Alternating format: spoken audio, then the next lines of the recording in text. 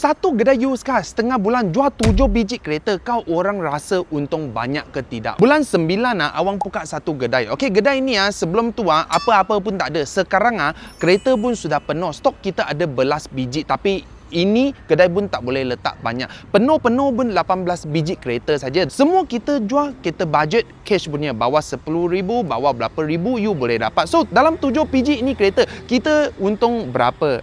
Kita untung 21,000. Tapi 21,000 ini yang belum potong gaji, belum potong rental, belum potong puspakom, potong nama, semua kita belum potong costing lagi. Jual 21,000. Selepas potong itu harga-harga itu amount tak boleh dengar punya. Satu biji kereta average baru jual berapa?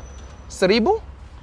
Berapa ratus sahaja tahu. So dalam bulan ni kita sudah jual satu bulan. Okey, kedai ni buka satu bulan, final kita jual 15 biji kereta. Okey, banyak thank you yang kawan-kawan support punya. Okey, kereta budget awang buka satu kedai untuk jual kereta budget. Untuk kereta budget ni kita semua ada pilih juga. Bukan cakap dia punya condition teruk. Ada yang dia punya muka-muka kulit-kulit teruk saja. Ada juga yang condition macam ni, cantik-cantik punya. Kita jual belas ribu sudah boleh dapat. Hari itu I ada satu customer dari luar kawasan KL punya. Satu hari dia naik bas datang, tengok, terus bayar habis, kita buat potong nama, hidupkan insurans Rotex, dia bawa itu wajah, terus balik KL. 4 jam sudah sampai. Kereta tidak apa-apa masalah. Sebab you orang percaya sama awang. So awang nak kasih itu kereta punya condition, running condition. Baru kau orang tak leceh-leceh. Masa you dapat kereta, AC minyak dan pakai saja. Tapi kereta lama-lama kena maintenance baik-baik sebab dia sudah tua. Macam angka-angka.